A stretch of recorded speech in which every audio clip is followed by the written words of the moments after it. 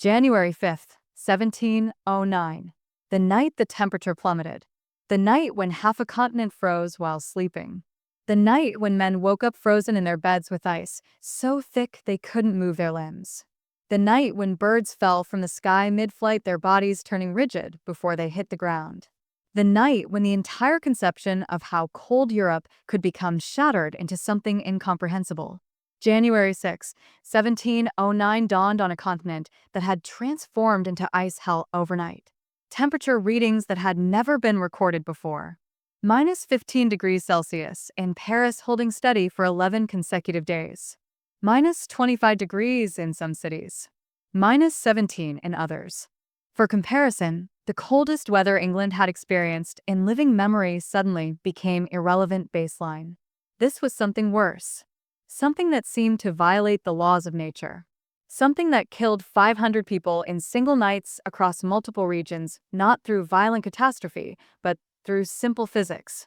The human body exposed to extreme cold loses core temperature.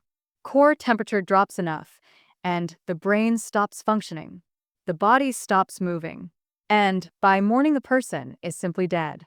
Frozen into whatever position they occupied when sleep became permanent.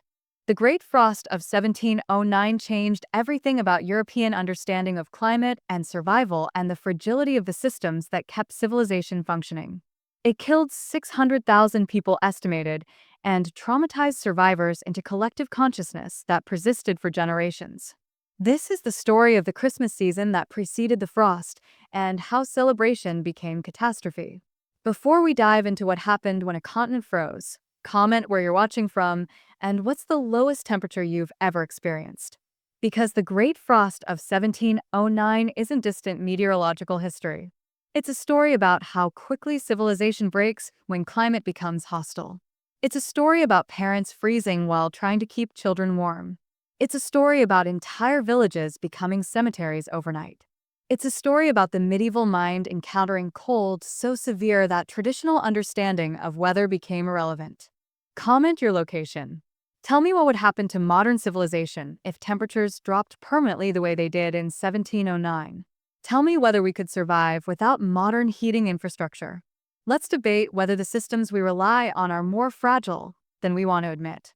December 1708. The winter had already begun harsh and severe. Snow had fallen earlier than usual.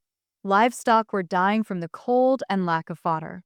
Food was becoming scarce as harvests had been mediocre and stored provisions were depleting faster than anticipated. Europe was transitioning from autumn into the kind of winter that medieval people had learned to dread. Not the cozy winter of Christmas stories, but the dangerous winter that killed. By December 15th, temperatures had begun dropping significantly. Not unprecedented levels, but concerning enough that people began storing extra food and fuel. Not enough, though. Nobody predicted what was coming. Meteorology didn't exist. Weather prediction was impossible. The instruments that recorded temperature were in their infancy. William Derham in England was one of the few people carefully documenting temperature readings using his primitive thermometer. He recorded gradually falling temperatures through December, each day slightly colder than the previous. Each day suggesting winter was getting worse than normal, but not catastrophically worse. Then came January. Then came January 5th into January 6, 1709. Then came the night when everything changed. The historical records describe January 5th as unseasonably cold, but not apocalyptically cold. Evening temperatures were dropping. People were settling in for sleep in their homes, next to fires that were burning down.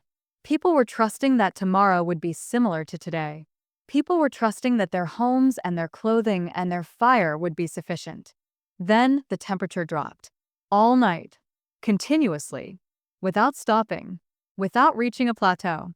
Just falling steadily from -5 degrees to -10 to -15 to lower still.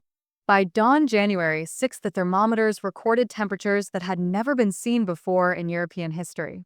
William Derham's record showed -12 Celsius on January 10th, the lowest he had recorded since beginning measurements in 1697. But other records suggest it got even colder than that on some nights. Some reconstructions based on archival data indicate temperatures dropped to minus 25 degrees in parts of France, minus 20 degrees in others. In the context of medieval heating capacity that was essentially impossible to survive. Medieval homes had fireplaces designed for cooking and minimal heating. They weren't insulated. Drafts came through everywhere. People wore layers of wool and linen, but nothing approaching modern winter gear. Frostbite set in within minutes at those temperatures. Hypothermia followed shortly after. By morning January 6th, hundreds of people who had gone to sleep in their homes were dead, simply frozen in place. Some in their beds, some at their windows where they had gone to look outside in confusion at the strange cold. Some in the kitchen next to fires that had burned down during the night and could no longer generate heat. The initial death toll from that first night is estimated at 500. One night, 500 people dead from cold in France alone. Multiply that across Europe, and the number becomes incomprehensible. Now here's my question for you, and I want you to think carefully before answering. If you lived in 1709 and you woke on the morning of January 6th to discover that it was so cold that 500 of your closest neighbors had frozen to death overnight, what would be your reaction? Would you understand what was happening? Would you think this was divine punishment? Would you think the end of the world had arrived? Would you try to flee to somewhere warmer? Or would you assume it was temporary and prepare to survive within your home? Your answer reveals something about how you process extreme crisis when it happens suddenly, without warning. Comment below, because understanding your reaction reveals something important about human psychology under catastrophic climate stress. The cold persisted. That's what made the Great Frost truly catastrophic. It wasn't a single deadly night followed by warming. The cold lasted for weeks. Temperature readings remained at minus 15 Celsius or below for 11 consecutive days. Not warming to 0. Not even warming to minus 5. Just staying brutally cold. Some days getting colder. The historical records describe Paris during this period. Ice so thick in the Seine River that carts could be driven across it.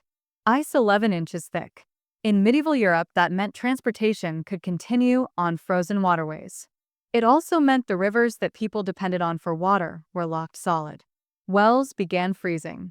Water sources became inaccessible, and the starvation began.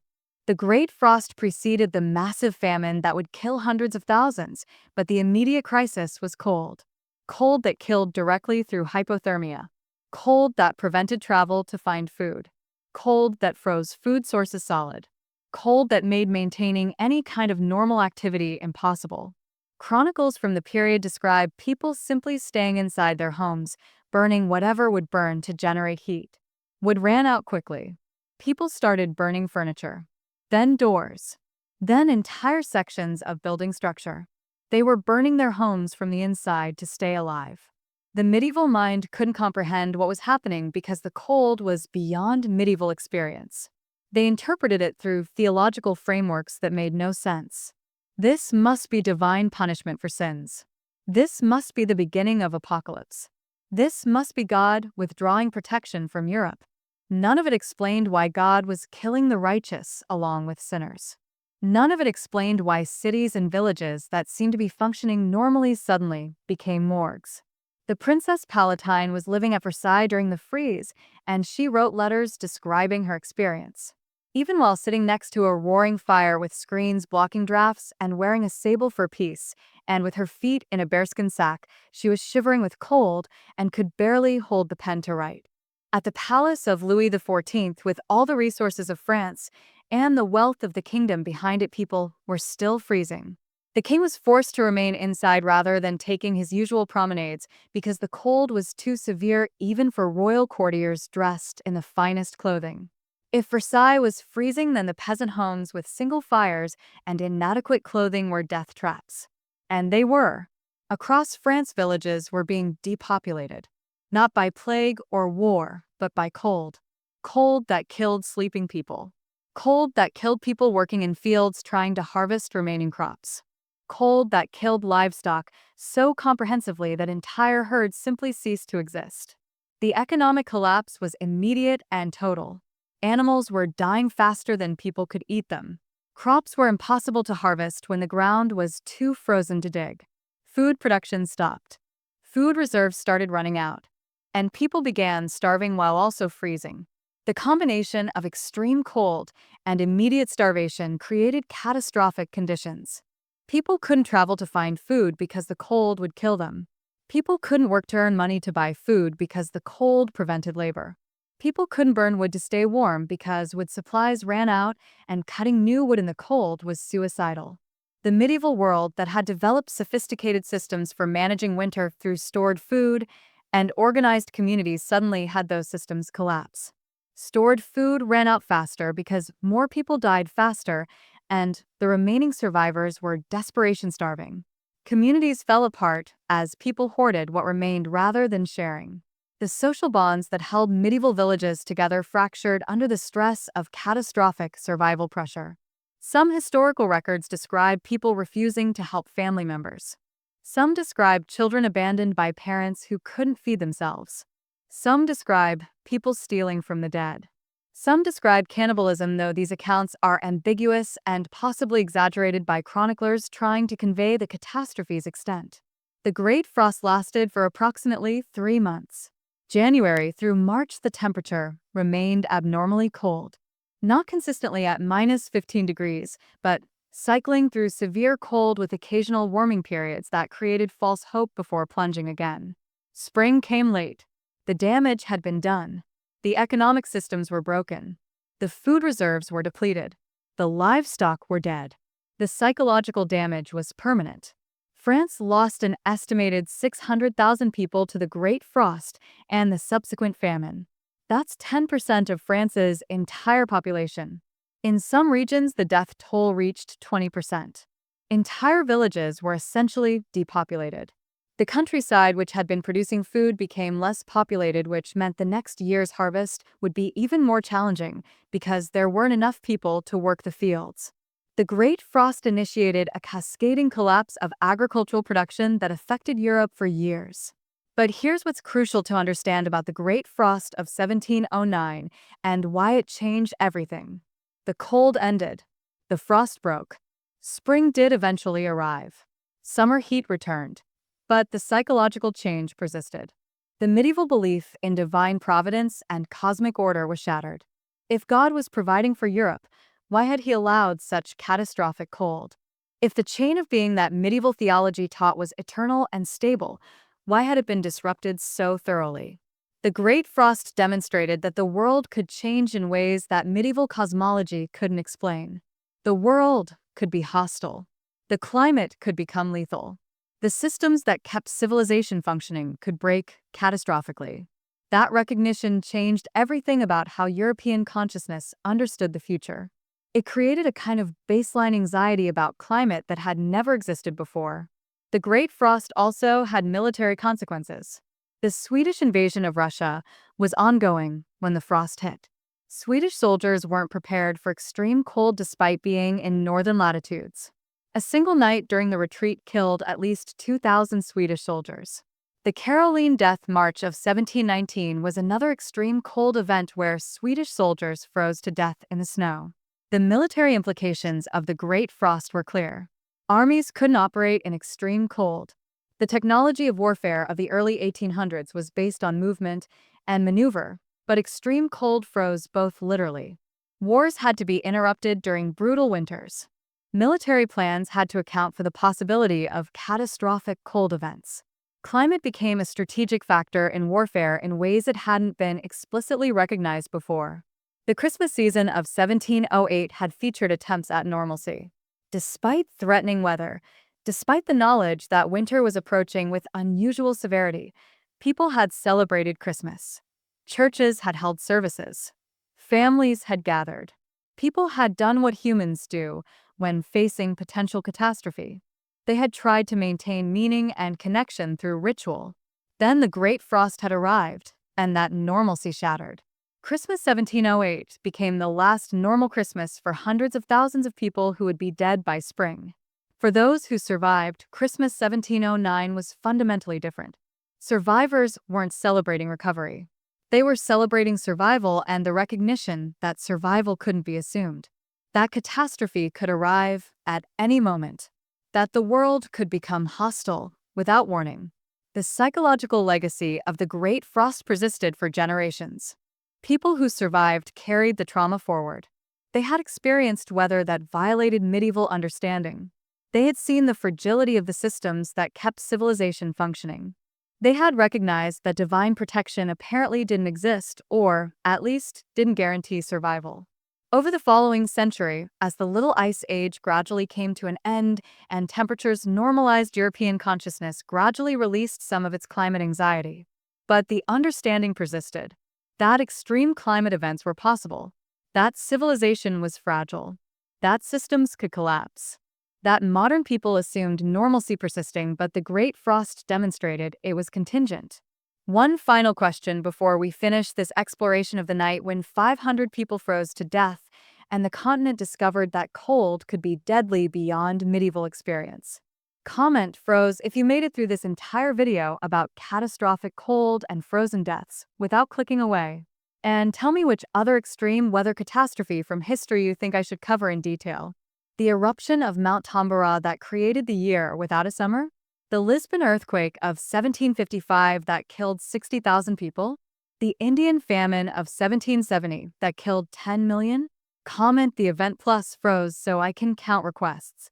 Let's crowdsource which natural disaster story needs deeper exploration. The lesson from the Great Frost of 1709 is this: catastrophe arrives suddenly. The systems we depend on are fragile. The climate can become hostile without warning. And civilization is maintained through collective agreement to continue. But that collective agreement can break under catastrophic stress. The Great Frost demonstrated something that the people of 1709 had never confronted before: that the world could change fundamentally, that temperatures could drop to levels that seemed impossible, that 500 people could die in a single night, and the world would continue. That medieval civilization, with all its hierarchies and certainties and divine order, could be disrupted by something as simple as excessive cold. The Great Frost of 1709 killed more people in 3 months than some wars killed in years. It disrupted military campaigns. It collapsed economies. It caused famine that persisted for years. It changed how humans understood climate and catastrophe and the fragility of the systems that kept civilization functioning. And it was followed by other extreme cold events that reinforced the lesson. The Caroline Death March of 1719 that killed thousands of soldiers in a single night. Other freezes in subsequent years that demonstrated the possibility was real, not anomalous.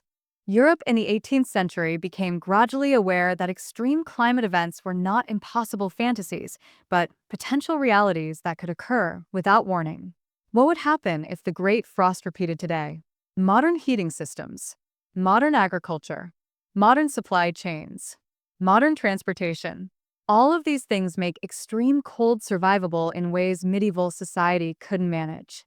But our civilization is still vulnerable. Modern agriculture depends on specific climate patterns. Modern supply chains depend on consistent transportation networks. Modern heating depends on fuel sources that require extraction and distribution. An extreme climate event that disrupted fuel supplies or disrupted agricultural production or disrupted transportation networks would have cascading consequences that we can barely comprehend. The Great Frost demonstrated a lesson that remains relevant: that civilization is more fragile than we want to believe, that systems can collapse, that catastrophe can arrive suddenly, that the future might not resemble the past. The night of January 5th into January 6, 1709, when the temperature plummeted and 500 people froze to death, remains one of the most catastrophic individual events in European history. Not in terms of warfare or plague, but in terms of how thoroughly it demonstrated the vulnerability of civilization to climate. For 3 months, Europe was essentially locked in ice. For 3 months, the normal operations of society became impossible. For 3 months, people were simply trying to survive. And 600,000 of them didn't survive. They froze or starved or died of cold-related illness. They became part of the catastrophe that the Great Frost represented. They became the evidence that the world could become hostile, that civilization could fail. that systems could break, that humans were more fragile than they wanted to believe.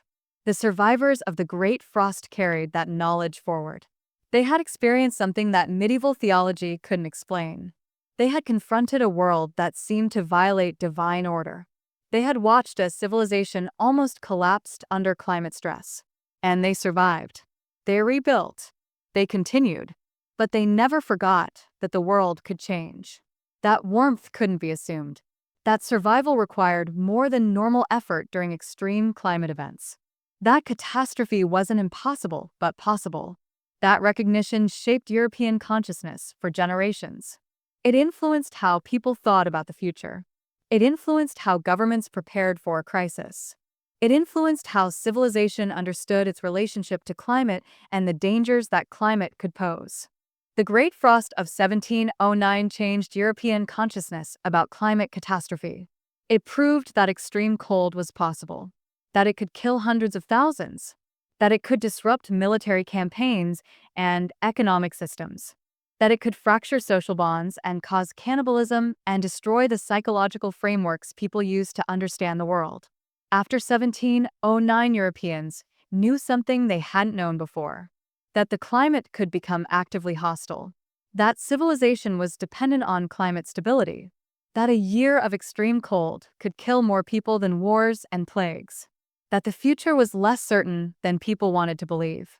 The Christmas season of 1708 had been celebrated in the shadow of unusual cold, but with hope that winter would be survivable.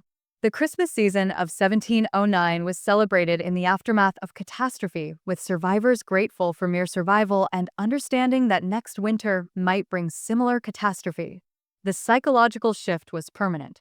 The Great Frost had demonstrated something that couldn't be undemonstrated: that extreme climate events weren't ancient history, but current possibility. That the systems keeping civilization functioning could break. That humans were more vulnerable than they wanted to admit. That 500 people could die in a single night, and the world would continue but changed. And that recognition shaped European civilization for centuries.